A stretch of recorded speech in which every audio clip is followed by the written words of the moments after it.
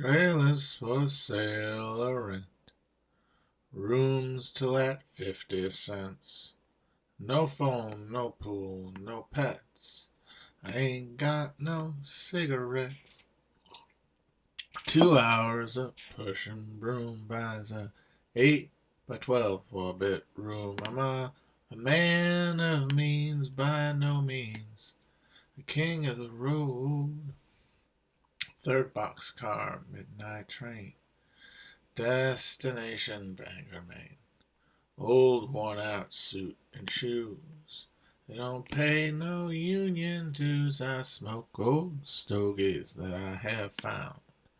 Short, but not too big around. I'm a man of means by no means, king of the road. I know every engineer on every train, and all the children, and all of their names, and every handout in every town, and every rock that ain't locked and no one's around isn't trailers for sale or rent. Who's the rut 60 cents? No phone, no pool, no pets. You ain't got no cigarettes. 2 hours of pushing broom buys a 8 or 12 4-bit room. I'm a man of means, I know means, king of the road.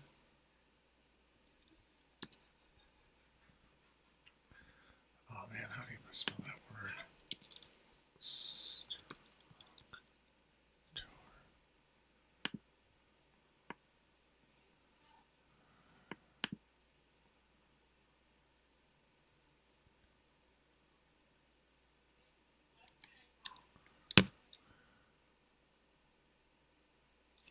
I think that's it. If it's not correct, that's fine.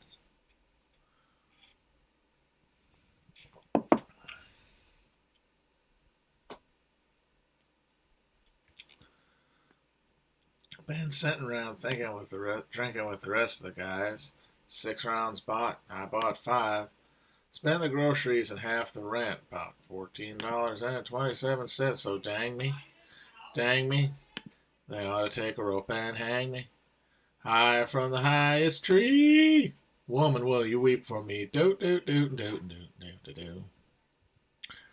They say roses are red and violets are purple, sugar sweet and so's maple syrup.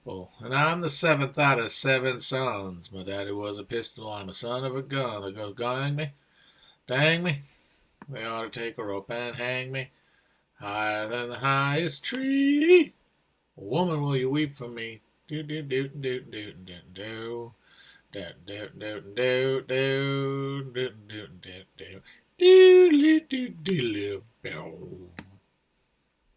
So I have a new audio setup here with a mixer so that I can go from a microphone instead of using the laptop mic.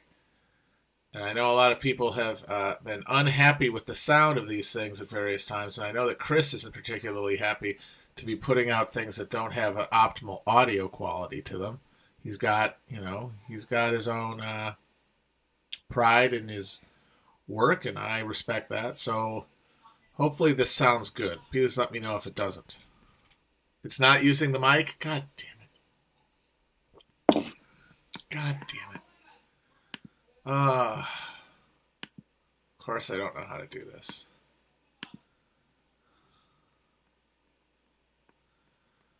Oh boy, here's where I gotta do tech support. Good luck. Wish me luck, guys.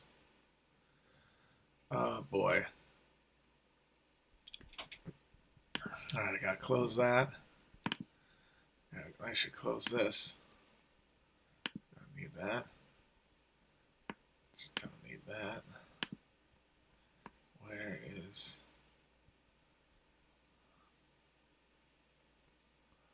that? There. Where it is. It says that the input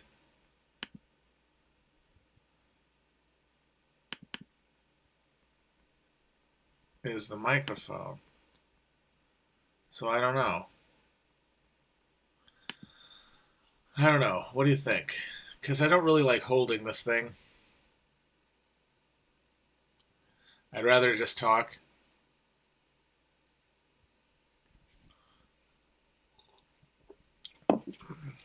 All right, whatever. Hopefully, this is adding something. Presumably, Chris will know if it sounds better from because he's an actual audiophile. I don't trust you. I don't trust you, fucking people.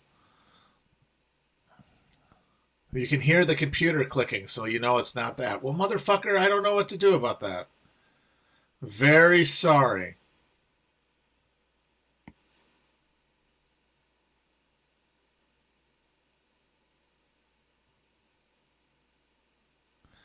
Turn off computer input. Oh, brother. Don't we all love tech support with Grandpa here? It's fun.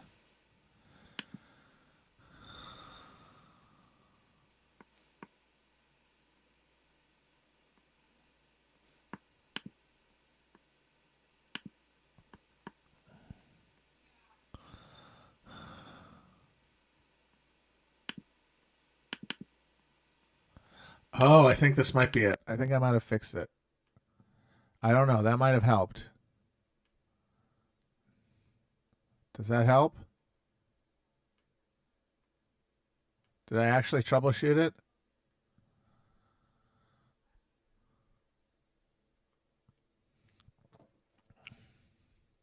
I think that might have worked. Okay, great. I'm a genius. Guys, folks, I'm a genius.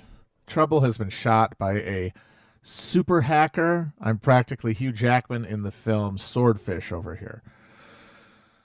Very pleased with myself. So we're going to finish up Black Jacobins, I think, maybe tomorrow or Wednesday. But today I wanted to talk a little bit about some stuff that's been in my head about the good old cultural superstructure and how it's generated. And I think you can really map out a historic trajectory that kind of shows that we are living in a situation where culture is the thing that determines politics. Like politics and our laws and the real, to the extent that there's human agency in this system, it is being generated by that. It's that political structure that we all invest ourselves in because it is the laws that keep us doing the things we do. And I mean, obviously, the law is not outside of our politics. It's carried out by politics. We make it and unmake it according to power's desire. But it is what tells people what to do. Because you're not operating internally. You're being manipulated from outside by the system, and it has to tell you what to do. And laws and politics are how you do that. It is the deliberation that gives human agency to its decisions, to its actions on the markets or in the world.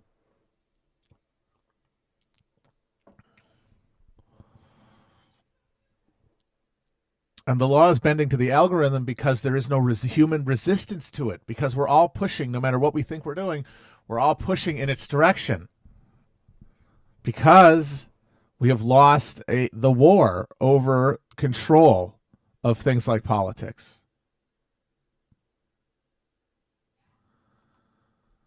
We are no longer in control of politics. The 20th century, the violence of the 20th century was essentially the human race in its final attempt to assert control of the machinery of capitalism and losing the war. Humanity lost humanity lost the 20th century war. The long 20th century is one big long war between humans and the machine, and the humans lost. And what that means is that a lot of the assumptions that underlie politics in the 20th century are no longer operative. And that means that our analysis has to be updated, or else we're not accounting for changing conditions. And the main condition is that the assumptions about politics that are around that we're operating under, the ideas of elections, the ideas of cultural production pushing public opinion forming into action, the things we can actually do to feel like we're affecting things in a market economy where we aren't for the most part, operating from class consciousness or class cooperation.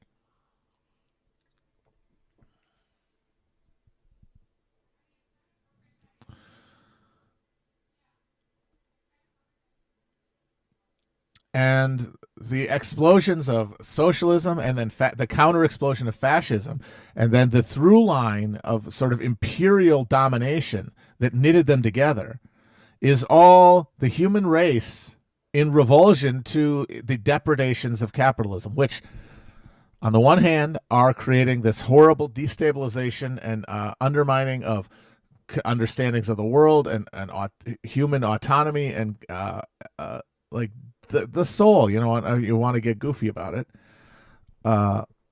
against this force that's pulling it away from them or pulling out your ability to be a person.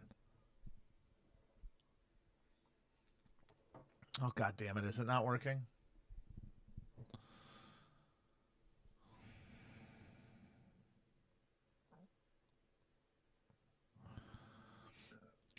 And the reason technology won, the reason that the machine won, is not because it was necessary for it to win, because it wasn't. For human advancement, it had to lose the final class war, where humans come together to overthrow the algorithm.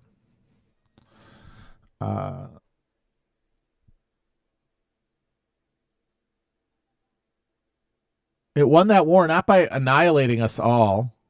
A lot of people died, but we also built structures of social order that allowed for a lot more people to live lives that were much more comfortable than had previously been possible. And that comfort made possible by their technological control of space and time in the form of laws, computers, everything.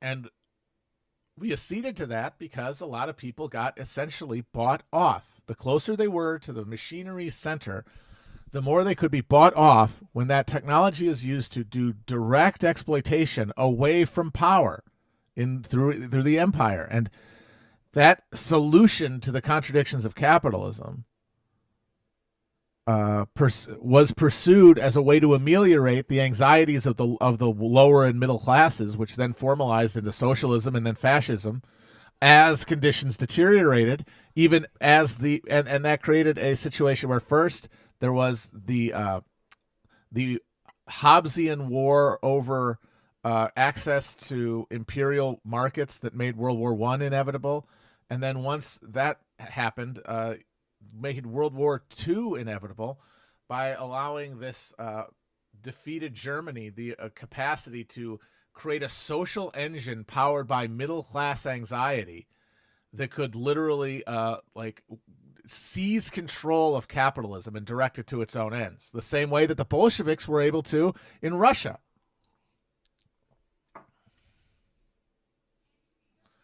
And they extended their power to the extent that they could until capitalism contained them. And the way that capitalism contained the fascism was not by defeating it in World War II. It was by absorbing it in World War II.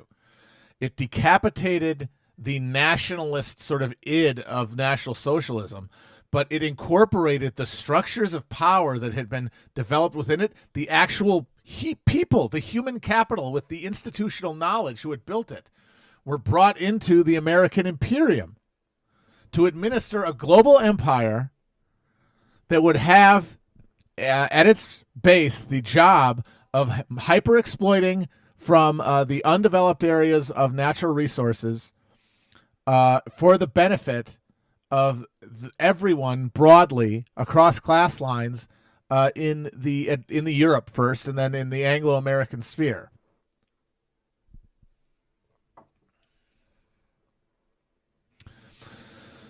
And that meant that as all of the crises within national capitalisms erupted, like popping up throughout the 19th and 20th centuries, you see over and over again capitalism absorbing the energy of its opponents to further its goals of extending itself until you get a situation after World War I where you have finally a a geopolitical conflict between capital and humanity in the form of the Russians and then the Comintern and then the Third World Movement after that. This coalition of forces resisting capitalism. And then coming together to put down this like cancerous eruption from the middle that is fascism. But then doing so by absorbing it. Now, the path not taken after World War II, the one that maybe Henry Wallace or FDR would have pursued, could actual cooperation with the Soviets after the Soviet fall of after the fall of the Nazis might have theoretically created a new a world system that could slowly drain the drain capitalism out of it, where sufficient cooperation between the conscious working classes of these various nations, like the Popular Front, basically persisting. Now, that would have caused more war. We still would have had huge conflict in the 20th century. In fact, we would have had an extension of conflict into probably a third world war, but it would have been one that could have been winnable for the people, for humanity. And instead, we lost. And I think the upshot of that, and like I said, the reason they lost, they destroyed who they had to destroy with the technology that had been created, but those who could be bought off were incorporated into the structure. And then you have a superstructure created around that, a cultural superstructure that incorporates these groups of people, including the self-conscious working class of these advanced nations that had formed along Marxist developmental lines, exactly as he had predicted. Europe had these concentrations of people who thought of themselves as workers.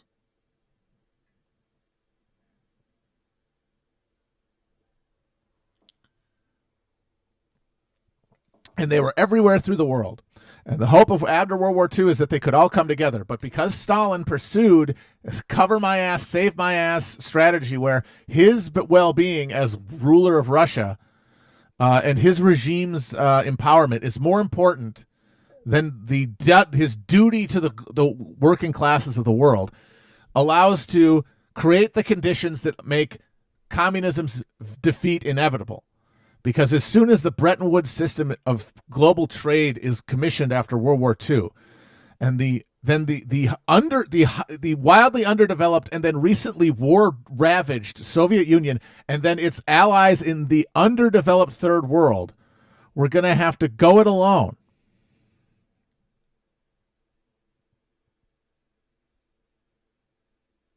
And by going it alone, they were going to have to try to compete within the global system, within capitalism, and that required the state capitalist alienation of the labor of workers for the state's benefit, which is why the Stalinist state did not create a worker state. It created a state where workers were in the same alienated position from their labor as they've been under capitalism, but there was a socialized utility. There was a socialized decision mechanism free of capitalism that apportioned their alienated labor, which is, of course, superior in every way to capitalism, but still contains alienation that has to be socially salved. The only way to socially solve alienation, if you're not going to alienate further with repression, is treats, is goodies, which is why Khrushchev's turn to a consumer economy in the 50s was not some sort of betrayal. It was the only logical next step. It had to happen. In order to get people to work, you needed to give them incentives, and those had to be market-based incentives. And they were going to be less efficient than capitalism. And so capitalism beat him in the fight for resources in the Third World, so that they beat him in creating the global currency. And that means that in the late 80s, when the final crisis came and there was no more treats to give out and there was no more repression that could be exerted effectively, the whole thing shattered. Because they had not built a new Soviet person. Because the people in the Soviet Union were still alienated the same way they'd been under capitalism.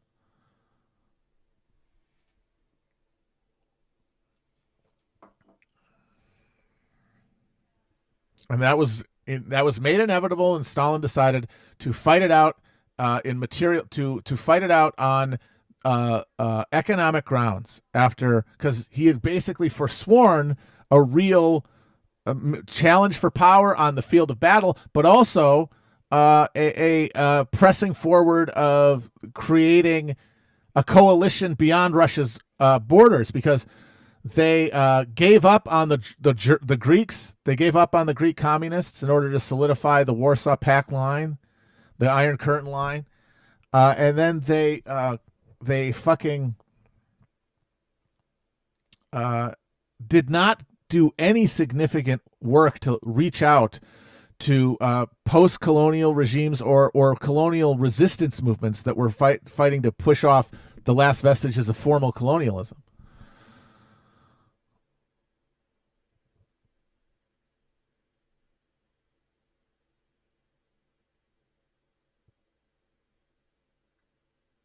So as soon as the Soviets have to fight us on consumer happiness as an index for building and maintaining a consensus reality, a consensual reality.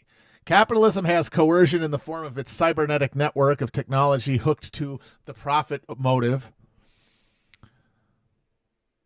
But they also have social consent in a mass spectacle of mediated existence that is generated by all that fucking surplus that they get to play around with. They have a dream factory. We all get to live in the Matrix.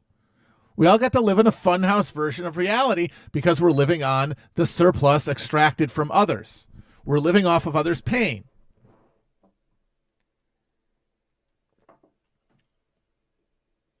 Now, I'm not saying Stalin would have won that fight, by the way. Probably would have lost. I'm just saying that we know he didn't win by not doing it. We know he didn't win by his position was not favorable to do what he did. Because soon enough, what do you have? The Chinese go communist, but they were more social. They were just as much a feudal backwater, if not more so, than Russia had been. Vastly more. They had no developed capitalist mechanisms, no social relationships to create it through the intensification of economic, action. They were it was a fucking 2,000-year-old empire, for Christ's sake. And so there was this massive crisis. Well, how the hell do you get them to compete? And what do? They had to kill, like every system of accumulation does, had to kill massive numbers of peasants. And then they had to exercise the guilt from that with their with the Cultural Revolution, just like the Bolsheviks had to exercise the crime of the famines through the fucking Red Terror. I'm sorry, not the Red Terror, through the purges.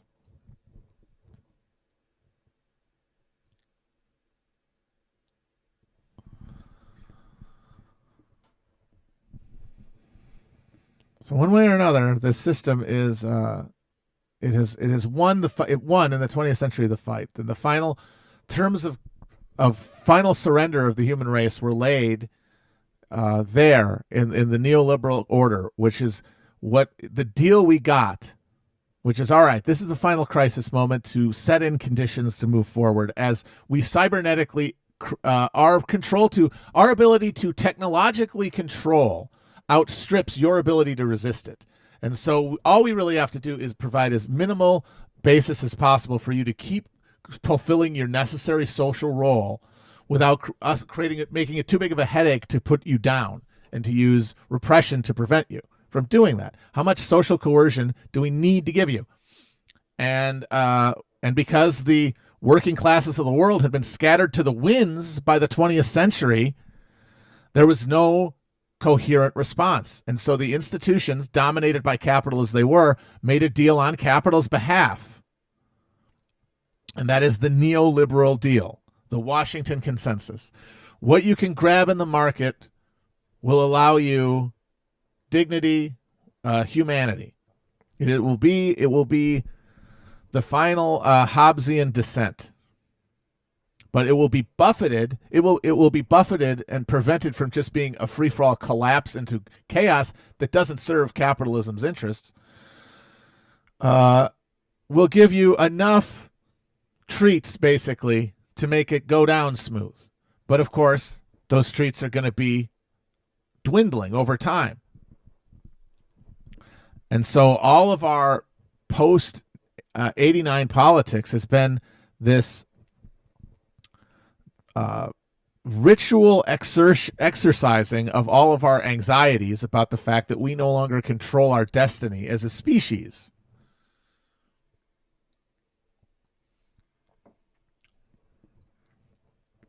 And so we're all frickin' losing it.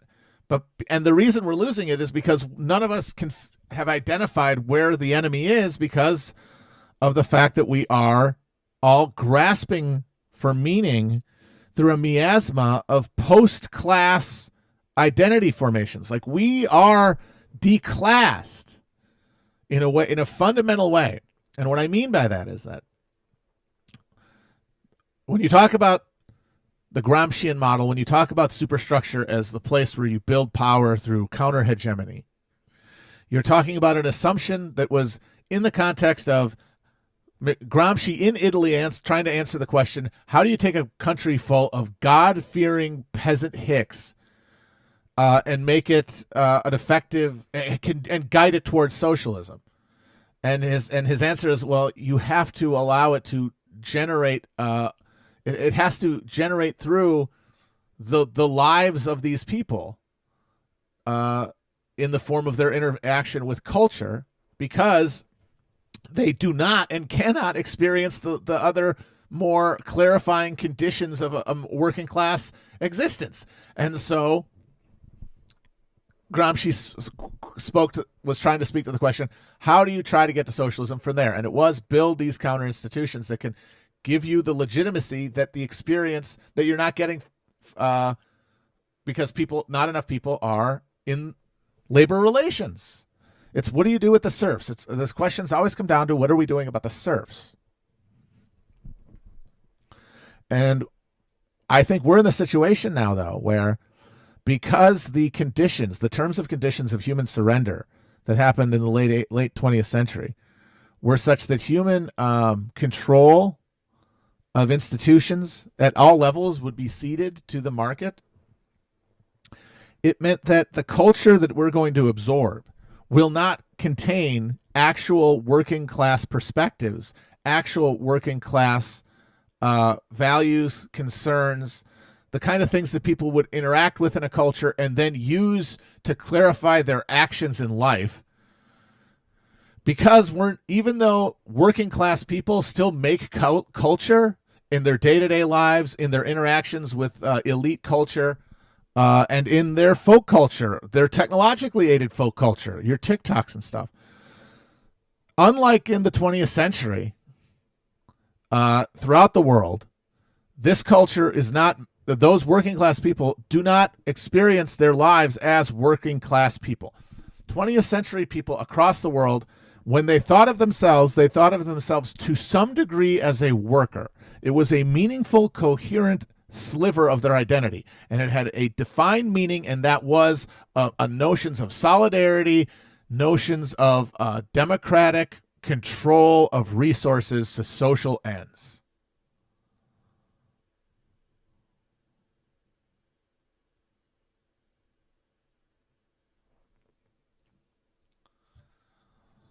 That was always there, and that means that people in all of the highest levels of our structures, the labor union heads, people who wrote for television, people who ran for office, people who got stock jobs in the bureaucracy, people who were living in the culture, were living with an understanding of what the working class was, who was in it, and what its interests were. And that made their actions in the public stage, like who they voted for, coherent. And it also gave coherence to what they said when they were part of the superstructure, like the working class people who made it through to Hollywood to write and to direct and to produce and to act. Working class people who made up the people who wrote on newspapers, because that was a working class job at first. That was like, people started on the street selling the paper, and then they started writing for it. And then, of course, the politicians, like they were people who had, in many cases, come through labor unions, for example. So they had an understanding of who they were and what it meant to be that, and then they lived that way. But we've given over now to the Reagan Revolution. We gave over to that turn. Worldwide, we all came to some conclusion. We are giving up control of our lives in exchange for treats. And that was because that was the best deal anybody thought they could get at the time. And the ones who didn't think that were crushed. If you thought you could fight on and you had integrity enough to do so, you did, and you lost. You were shelled out of the Russian White House by Yeltsin. You were couped. You were sanctioned. You were embargoed. You were assassinated. You were fired. Your movement was destroyed from within by COINTELPRO. Or if you were willing to take the deal, you got treats. If you were a post-war American worker, you were white specifically, you got a house. You got a little quarter-acre lot that was yours. It was like your homestead, even though you couldn't grow crops on it and you couldn't live off of the land, and so you still had to be a schmuck working every day. You had that. And that meant that over time there was less of a coherent working class element to this culture, because the working class were feeling themselves, their lives were defined not by the work they did, but their interaction with the market as homeowners, as members of the capitalist class. And that affected the way that they interacted with culture. And it meant that by 1980, the American working class was sort of bought off and repressed that way, because remember, there was a big strike wave that also happened, and it was defeated, and that was the stick. And then the homeowner republic was the carrot. And everyone made that decision on an individual basis. It was every man for themselves. And that's why when Reagan said, look, you can't ask any more from the market, but we can gut some of the state fat that we're giving to these other people that aren't you. We're going to let you compete more effectively in the market, and you have a head start. So let's go. And they took the deal. And why wouldn't they? It was the logical thing to do. Everybody made the logical choice, which is why we're headed towards disaster, because the end result of everybody making the logical choice under capitalism is apocalypse. It's the end of the world. It's the end of human civilization.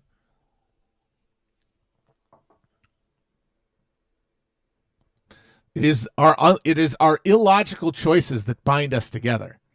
It's our illogical choices that define our relationship to the world and allow us to act not as individuals, but as a part of a greater whole that can cooperate beyond compulsion.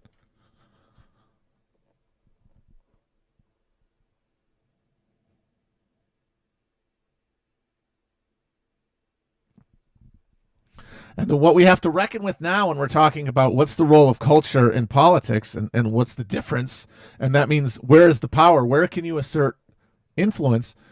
I would argue that there is no place that you can apply power to the culture now that can meaningfully interact, because everybody, including everyone who is trying all of their hardest to affect change at that level, can really act as a working class person. So that means this is not the situation where you're creating Gramscian counter hegemony. You're only powering the dynamo of the capitalist the capitalist mystification machine. Because the center of gravity among everybody, if the voting public, who is going to vote the most is going to be the most comfortable. The people who are going to go through with earnestness the ritual of voting are going to be the people closest to power. Hell, the ones at the very top don't just vote. They extra vote by putting money in. And that's because they feel like there's something that they're getting out of the transaction. They feel like this civic ritual gives me results. My contribution to this thing, and the earnestness of my contribution for this thing, assumed in others, is going to assure that we all move in the right direction.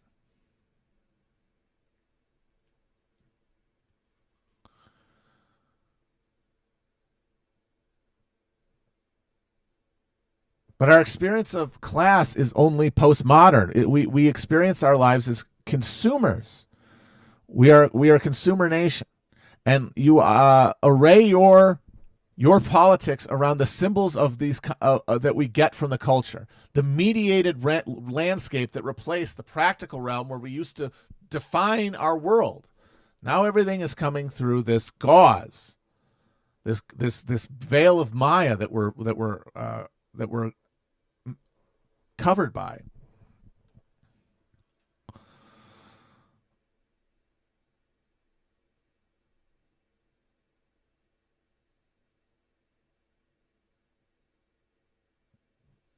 And so when we interact with politics, it means we will always be interacting with it on the conditions, on the terms created by the most comfortable amongst us, which is then going to be divided into two big camps, because the beauty of the system is that it will always create this binary opposition, this polarization along two widely understood groups. Now, in Marxism, this polarization is supposed to go workers and capitalists.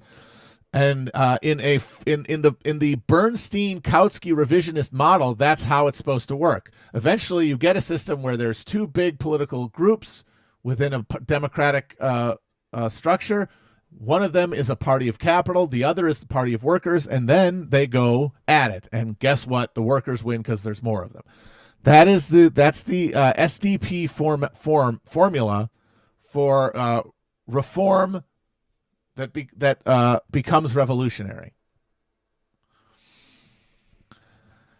And what we have seen is that the combined and uneven development has made it so that all of the alienations within some capitalisms that form up nationally can be bought off with the pain of others elsewhere, because you're not getting class consciousness untainted from nationalism. They are stuck together at the same level because they are also experiencing their lives through meaningful structures around these nations that they live as realities, the same way they live their class as a reality.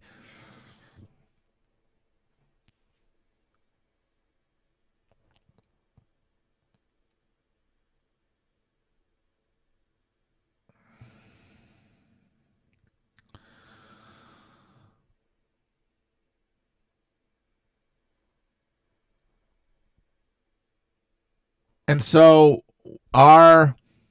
we are getting to the point of honestly, we are getting to the point of critical class conflict in every, or I would say not class, but sect conflict. Because what I'm saying is, in all of these societies where you have the format of democracy with some sort of flexibility within it to contain political alienation, shy of like revolution and violence, you're going to develop into an eventual situation where at the final moment of crisis, there will be two broad groups, and that they will then come to violence over their inability to use the system to resolve the at that point, one or the other, winner take all, them or me contest for survival, which is what everybody thinks they're in right now.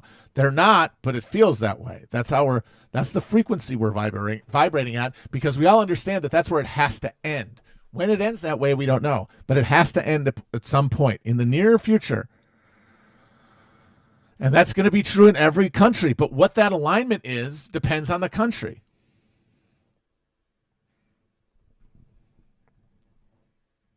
And right now we have a situation where we have two sides shaping up along universal suffrage, where the most comfortable are going to vote. And then that most comfortable is going to break along one line of recognition into two others. It's not like it's going to all go to one end. It's going to stay in the middle, because this is not the conflict. Remember, this is the conflict being resolved. This is humanity being bought off from its own destruction. It's the Fent patch as we're having our life force drained from us.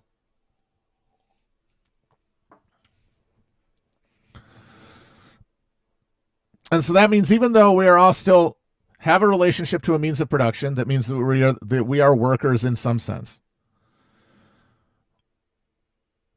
We experience those concepts, class, from an emotional connection, from a level of reality that puts them on par or actually no, far below other more visceral attachments around nation, around race, around gender, around all the other axes that make up everybody's personal sense of self that is not just defined by material interests. That's only the basis for it. Once you have a material interest, once you have a general material interest, everything built on top of that is all based on all the other things that you're experiencing in your life. And those things, over time, as capitalist technology overawes humanity, our lives become less social and more mediated. And so our understanding of words like class and ideas like solidarity and what politics can and should do, like the entire structure of our understanding of the world through like a political lens, is shaped more and more by what we view, not what we experience. What we experience is class exploitation that over time coalesces into class consciousness as we cooperate as workers.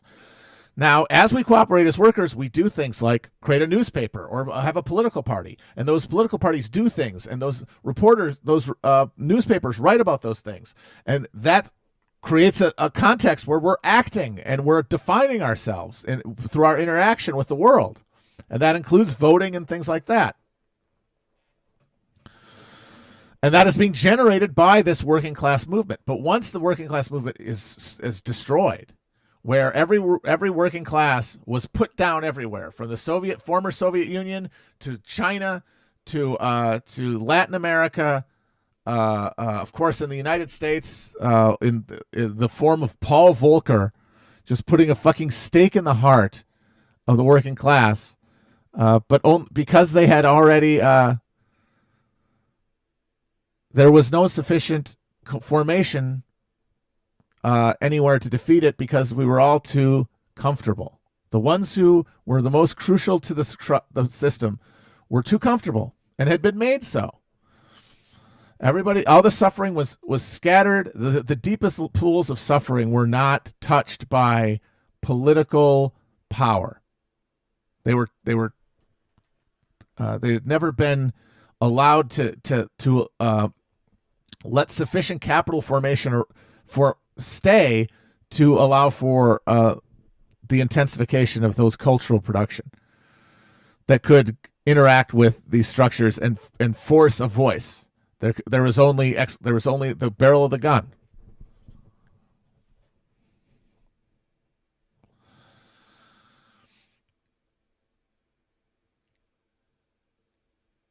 The Volcker shock was because remember, Stalin thought he was at his best. You want to give him credit. Stalin thought that at the end of World War II, he was doing a temporary armistice with the West. He was saying, "Look, we're beat. We're in trouble.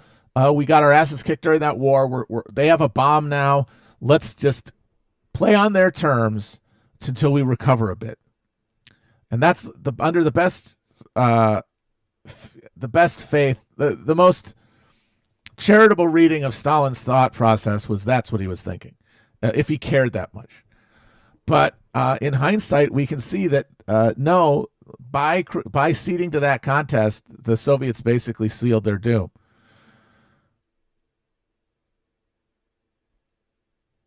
And so by the late, like the Eastern Bloc had been kept alive through the 70s by high oil prices and then Western loans to try to create more efficiency in their economy. And in so doing, they became debtor nations. And once you ratchet, and of course, the Latin American countries that had tried to do export or import substitution industrialization had done that basically at Yankee credit. And that meant that all of those working class parties that had emerged and had pursued power and had fought against the reactionary tide of the generals such power that was able to be concentrated was done so under the auspices of this investment that was all borrowed. And as soon as that interest rate went up, it just shattered the political legitimacy, basically, of all of these less efficient exploiters in the Eastern Bloc. And so, as soon as it became a contest for treats, and there's no more, the West was going to make it harder to dispense treats under those with that political order. Well, then the people would make the logical conclusion that the political order needed to go, and so the legitimacy of these states collapsed. And what happened is that all these people let the doors open to the Trojan horse of capitalism that then just showed how little it had any concern for their input in any of this.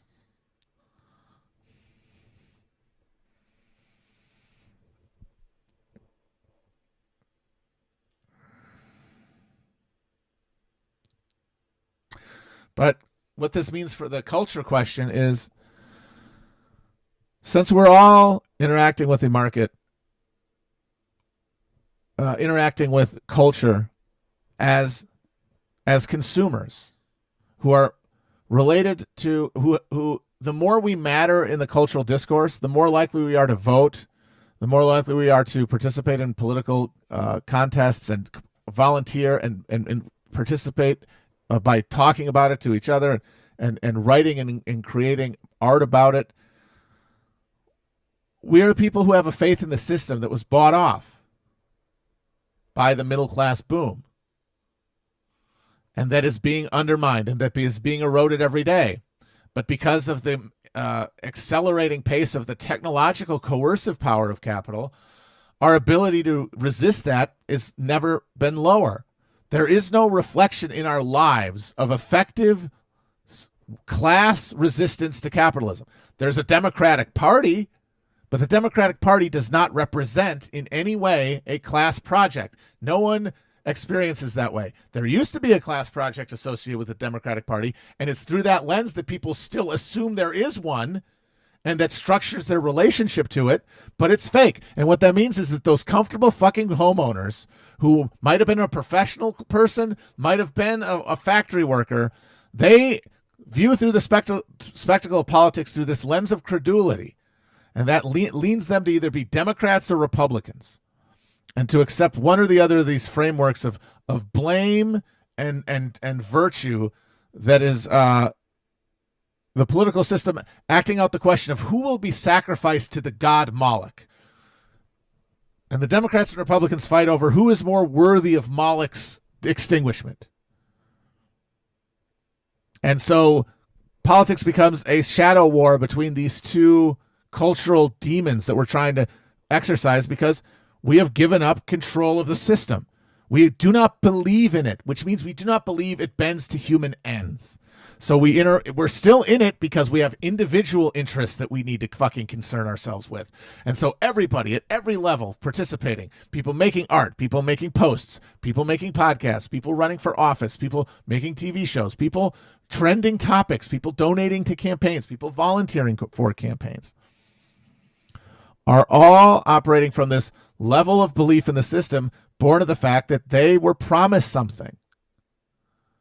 Their parents got something, they were promised it, and therefore they think that there's something they can do to get it back. Now, I would say that even if all the socialists in the world who say they're socialists now really understand that and have full, clear understanding of themselves, no, I am a worker, sir. I am a worker. I will show you how I'm a worker.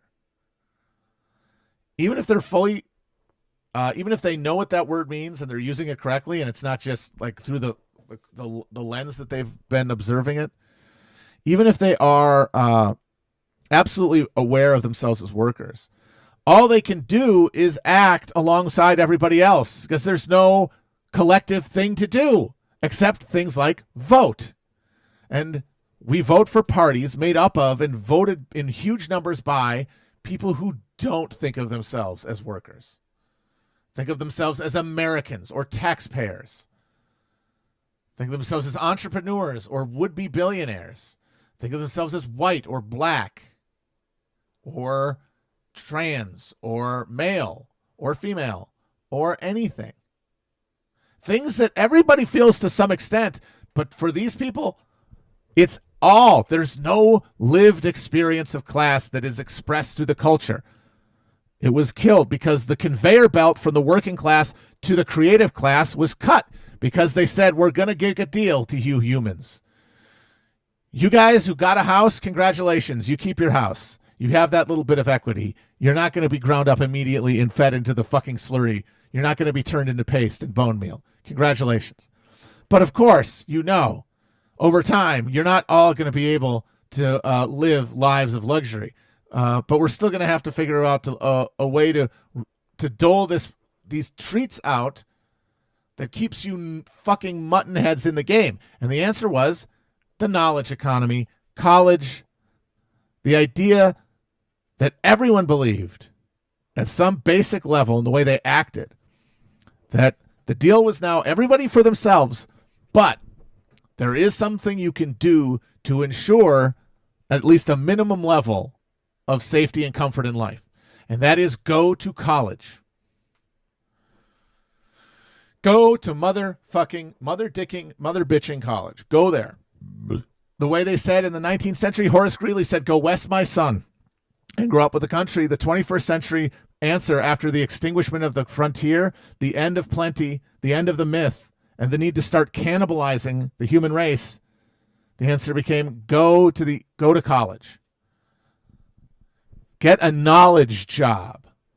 There's no more working through, there's no more clearing land, there's no more struggle to be had. Your labor in most ways is superfluous. It's getting more and more superfluous to these productions because we're doing it elsewhere with greater exploitation and greater profit. But that's just because we're going to where the profit is as profit declines. We're going and sucking up and hoovering up all the profits that can be extracted through exploitation, through sheer gun to the head exploitation, stripped of political legitimacy or political consent.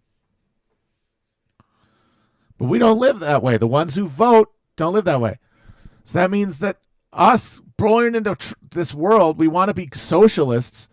All that can mean is interacting with the issues of politics as defined by the Democratic and Republican parties, which represent two formations of middle-class nervous breakdown around failing the dying American dream. And they are cosmopolitan capital and provincial capital. The Brahmins and the merchants, as Thomas Piketty has called them. That's it. And everyone else is along for the ride. Because with the death of the working class as an engine of politics, after Taft-Hartley and then the neoliberal consensus, and then the breaking of the labor movement, and no more forward momentum in labor organizing, and then offshoring, removing labor's leverage because, we're going to close the plant. You're going to go on strike? Good. Yeah, that'll make it easier for us to get the machines out. So that had been broken. Politics had no working class input. From the late 70s on, it was gone. You could argue from 72, it was gone.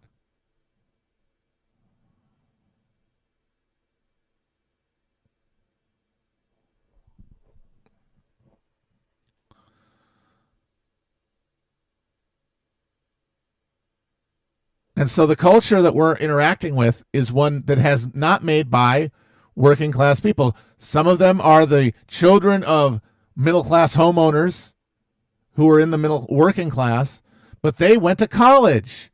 We all went to college.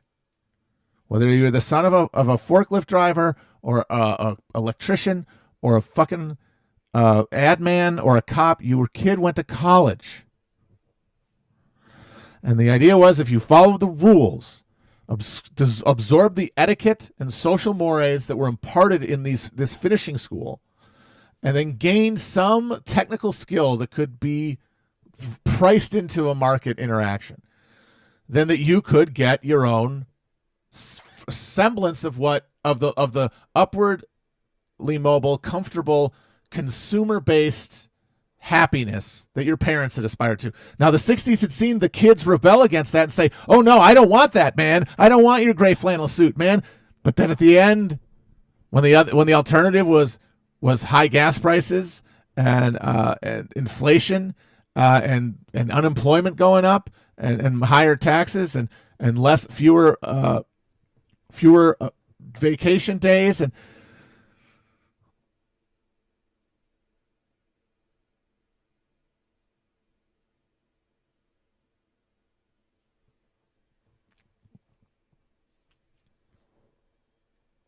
they were happy to be able to buy in at the ground floor of something, because they didn't just get bought out at the level of, you get a university tenure track position or a job at like a think tank or whatever the fuck. The other part of that was that the cultural restrictions that had been placed by sort of the middle class morality of those comfortable people in the middle, their parents, that was negotiable. That could go, because, hey, you're the guys who have money now. You actually matter. You set the terms. And so people came around to the idea that, okay, I can affect the liberation I want, which was always a consumer revelation, because I never really lived a working class life. I lived in the suburbs. I lived as a homeowner's child, as a little squire on the fucking mansion. A little squire in the countryside. A little Fauntleroy with crushed velvet culottes, skipping through the little suburban days. And then they went to college. And the jobs you got out of college, that first generation, those were jobs that were relatively intellectually rewarding, gave you a degree of autonomy and some degree of belief that you chose your profession, and they were well compensated. But that was all predicated on this search for profit that was being funneled over to the extent it could be, and as increasing crisis reordered things, the treat faucet went down. That's why everybody post World War II is part of one generation. We're all boomers. The only difference is, over time, our relationship to technology and our understanding of the horizons of our personal autonomy are different. And that explains everything. Because everybody is seeing themselves as a consumer.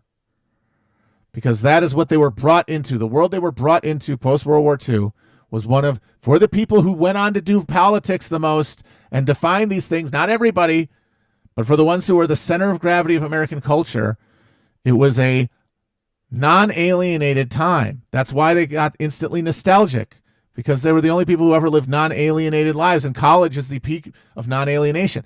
And everybody who came out of that machine went through a process of finding that on the other end of that was not the liberation that they'd been promised, but just the same exploitation that their fucking sucker-ass dad had, but only with a shirt and tie. And so you see the disaffection and cynicism of the fucking Xers. Then you see the anxiety fest of the millennials, and now just the dead-eyed nihilism of the Zoomers.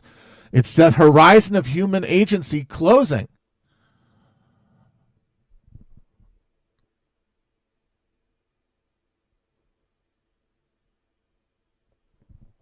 And politics, that means everybody participating in politics is participating on those terms, the terms of people who were promised a thing, believed in a thing, and are seeing the thing fail to deliver.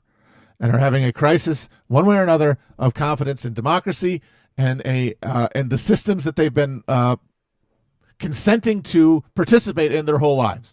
And now they're starting to question them. And the way that they question them is defined basically at the wholesale level demographically. And so you have Democrats and Republicans. Capital funding both of them, but then the top level of one being finance capital in Wall Street and all these college-educated fancy types with very developed moral codes and very advanced, who consider themselves progressive, who are the end result of the Puritan cult of virtue, because they have defined virtue publicly, because God is dead. And they are cosmopolitan capital. And then there are people below, and they fund out this whole shooting match, but at a personal level, they are more favored to the Democrats. And then Hollywood, another formation around the creative types who didn't really want to do the dirty work of watching this sausage make itself. They needed more They needed more than mere money. They needed a sense of creative outlet. They couldn't do a political outlet. They tried and failed, but a creative outlet. So Hollywood. And then science and technology. Please, just let me try to make the world better. Allow me to express myself. And so you had Silicon Valley. And these formations all take and they create a vision of human liberation through the market that becomes the democratic orthodoxy. And that is also world capital consuming the world. And from the eye of the storm, that turns into liberalism. Because these are the people who have been living most comfortably the longest and whose faith in the system is most deeply ingrained. And then lower than them, you have the people in the superstructural relationships around them. They're kids usually, like people in academia and politics, which is also for working class, the children of working class people who also want a middle class life and think of themselves as middle class and then pursue it. Joe Biden is the perfect example of that. Joe Biden is a guy who's like, okay, my business is politics. And that's my way of feeling like I'm in charge of something. And so that's who makes up those strata. And then the voters at large are the lower level versions of that, like K through 9, like teachers. And of course, there's also other people voting, but at lower levels. People lower at the totem pole are voting at lower levels. But even within that, you have, like in the black community, it's still arrayed around comfort. The most comfortable black people vote and participate in politics the most. It's true with any kind of group. Everywhere you want to define it, that's how voting is structured. And so our elections are just these coalitions of different people with different levels of affect for government participating in politics. And the main thing you get out of that is Democrats and Republicans duking it out. But now we're getting, at one level, at one end, the hysteria of QAnon and the dream of the day of the rope and all that. And then on the other, you have the liberal Ragnarok around creating like a new, like having a new cultural revolution around like racial justice. And those are both expressions of this middle class breakdown, this nervous breakdown among people who self-identify as beneficiaries of the system. No matter what their job is or their background, they self-identify at a basic level as beneficiaries of the system who are trying to get a better deal. And then you have people in socialist counter movements.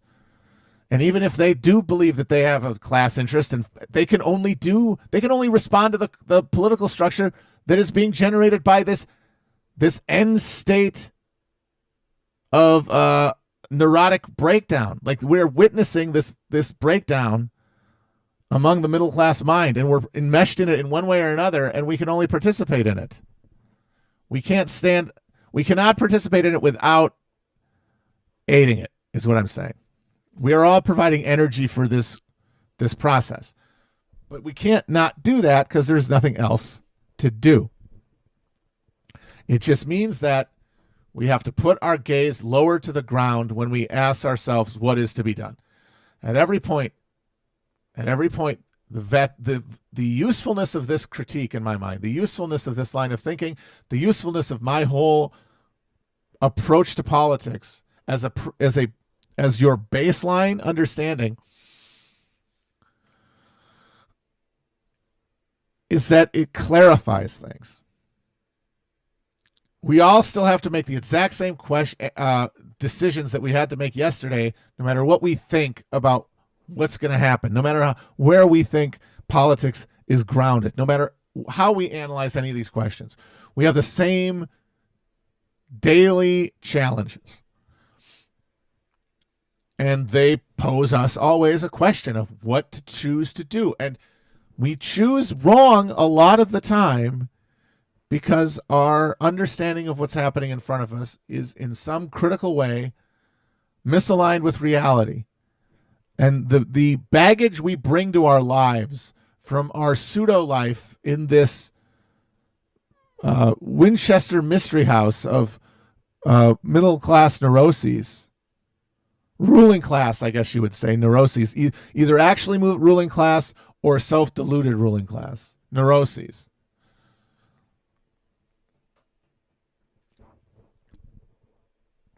It makes you able to answer the question, do I need to care about this? A lot easier. And when I see how much, and I know in my own life, how much time people spend preoccupied with questions that in the real scheme of things are irrelevant, is that knowing that, or being able to ask that question, do I need to care about this, can really free up mental real estate for other things, like what to do about your direct life and how to apply your political anima, your self-directed need to assert yourself in the world, to assert your humanity in the world, to express yourself as a being. How are you going to satisfy that unquenchable fire? And I think a lot of it gets misdirected by a sterile engagement with these windmills.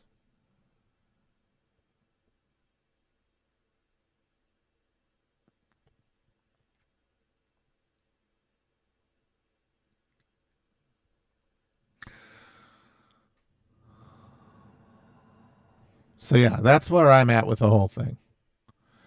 Is that our understanding of the Gramscian counter-hegemonic dynamic is not operative in the current circumstances, in the United States at least.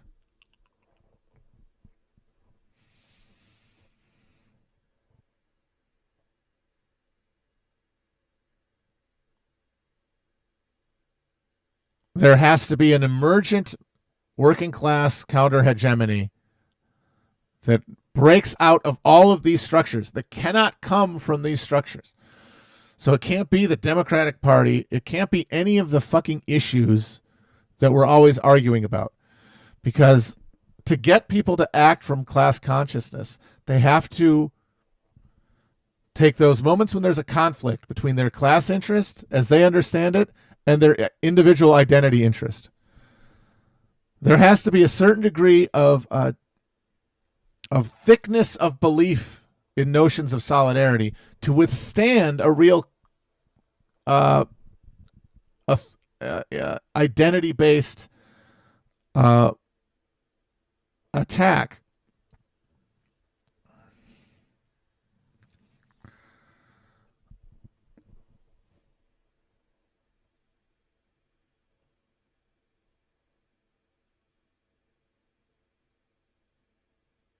So you can't participate in these questions without assuming that most people are going to put you in a file on one or the other side of this great divide we have between the cosmopolitans and the provincials.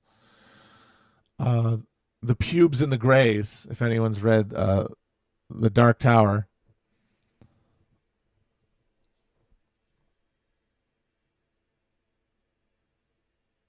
Is as a bystander. We can only participate in it as either aloof bystanders or as people who have invested in one or the other. At the level of fandom, but then the point where fandom becomes self-identity. Like, we have fused fandom to identity so that we care as much about how we define ourselves and what culture we consume as who we vote for. And they mean the same thing. And the voting has to be on the terms of this nervous breakdown. It has to be on the terms of this sterile culture war, because that's the only game in town. It's what the people in Congress are voting on, and it's what culture is producing. It's all we have.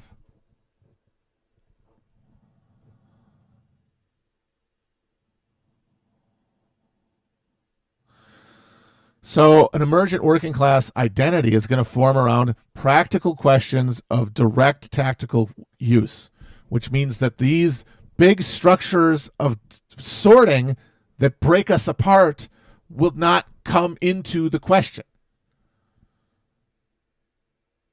It will not emerge to challenge and break apart trust, because everyone will be in good faith working towards the local goal, and they will put all that other stuff aside. One way or the other, they will put that other shit aside and come to a consensus, and then move forward from that. And then that will create counter-hegemony within it, and we can all participate. But for now, we're suspended in this goo, and it's our job to not go crazy in the goo. It's our job to not decide that we love the goo and that the goo is real and that the goo is life, and that if we care enough about the goo, that it's going to push us in through it. We're going to be able to move through the goo just by sheer willpower. We cannot. We cannot will our way to anything. We have to cooperate. We have to humble ourselves. And I'm saying I'm not doing a great job. I don't think a lot of us are. But that's because we don't have anything to do. And it is action that brings clarity. And it's the lack of action that creates this neurosis.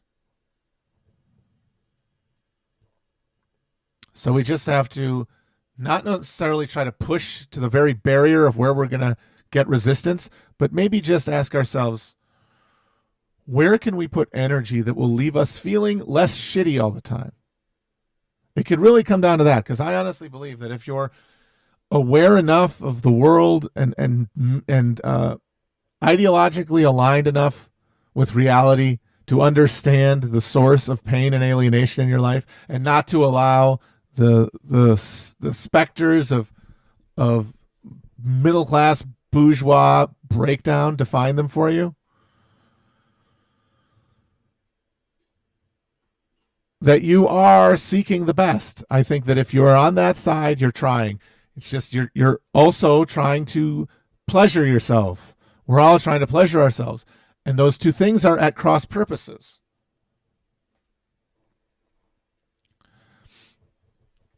And by denying ourselves easy indulgence to distract, and we can put ourselves to the task of like saying, okay, what can I do to help?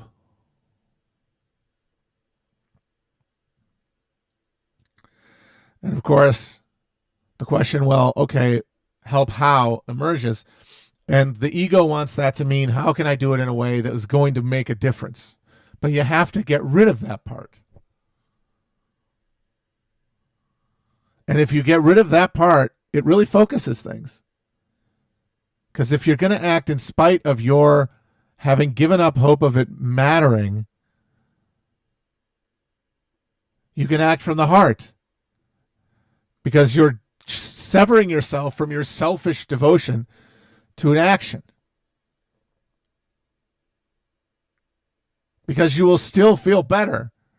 And now you'll know why.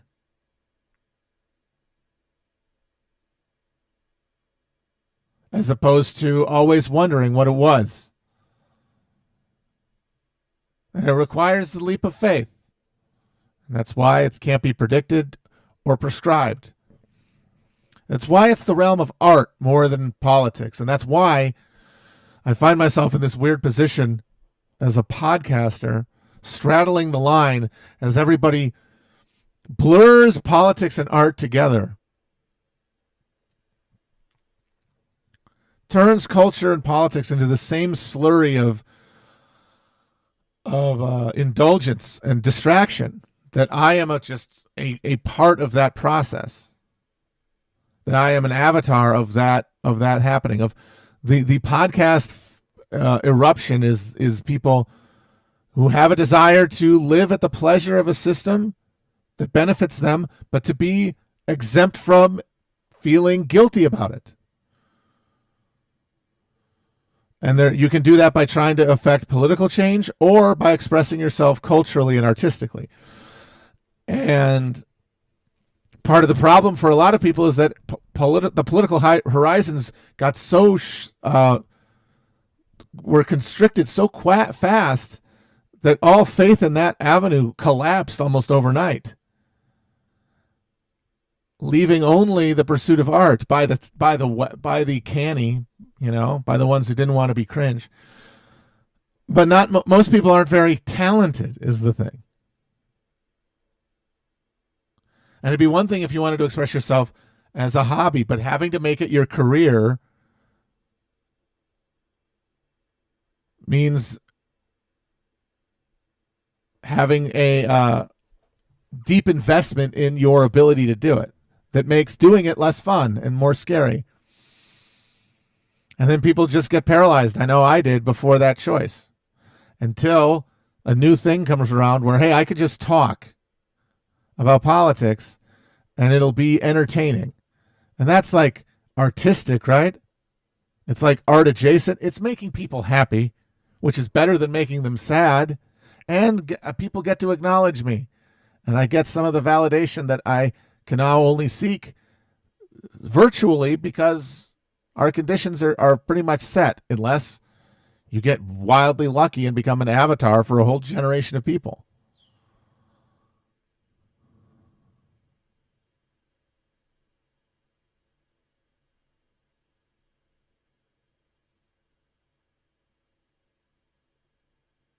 So that's why I find myself now having to refine and be like, all right, if this is going to be worth doing, it has to be meaningful, because otherwise it just makes me feel bad. And I can't distract myself anymore from what is the source of that, because I know it. And that is the power. That's how real class consciousness and right action are formed, is that you get stripped to a sensory awareness point and an interaction with reality that is sharp enough, and you maintain and you retain that association. And it becomes this plangent chord that your brain plays as you encounter the world, and it keeps you grounded in a truth that you use to identify everything that happens around you.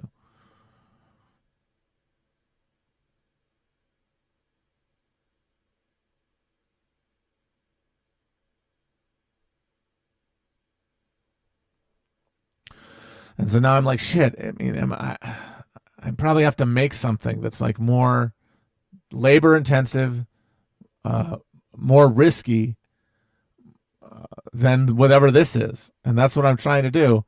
And I think that, yeah, the degree to which I feel any anxiety right now in my life, it is in trying to manage that that tension between the manifest indulgences that I can pursue and my drive to actually do that.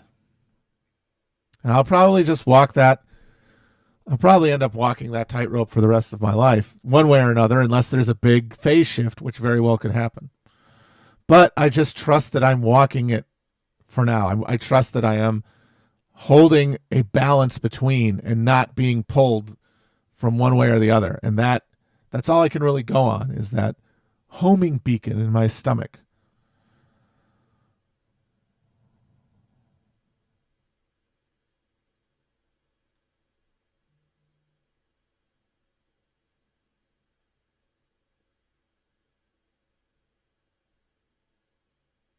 But I do think things are going to change for everybody in the relatively near future. Not catastrophically necessarily, but in a way that when you look back on it, you will kind of be like, oh, damn. I mean, hasn't that been true of the last year? And that's, of course, the dread the poisonous mushroom that Felix identified when he says everything stays the same but gets worse, and that's the perfect description of it. But that's still motion, and you don't get motion all at once. You get motion through a gathering towards a breaking point, and we're all going to have to act in that moment, and the decisions we make are going to be guided by what we've been doing until that moment comes. And the other thing is that moment's not going to be the same one for everybody. That's not going to be the same one for everybody. That moment is going to be the accumulation of moments. Everybody, the twig is snapping under everybody, but it is doing so at an uneven rate. But it is happening to everybody in small and big ways. And so that means that we are getting more and more opportunities to confront moments and not to try to bury our head from them or try to incorporate them into our fantasy narratives, which is another bad thing you could do. Suffusing your action with like the will drawn from conviction. And that is what we lack. The best lack all motherfucking conviction, because there is just so much information, isn't there?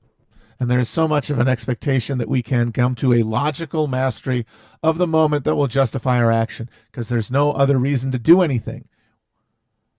That more than anything is what we've been taught. There's no other reason to do anything other than it is logical. And what logical means is in my self-interest. In the broad scope, logical means to my self-interest as I define it.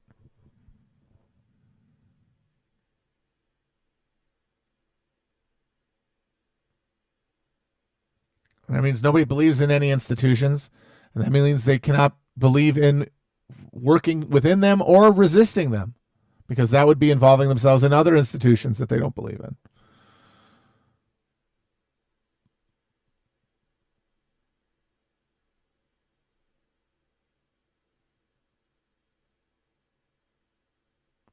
But I keep myself at the moment balanced on the beam because things are good for me largely.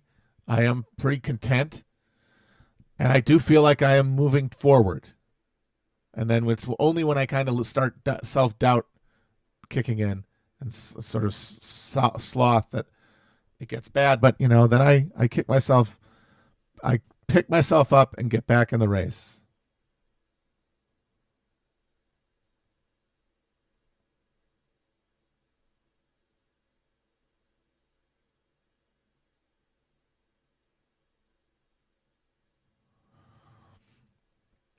I pick myself up and get back in the race.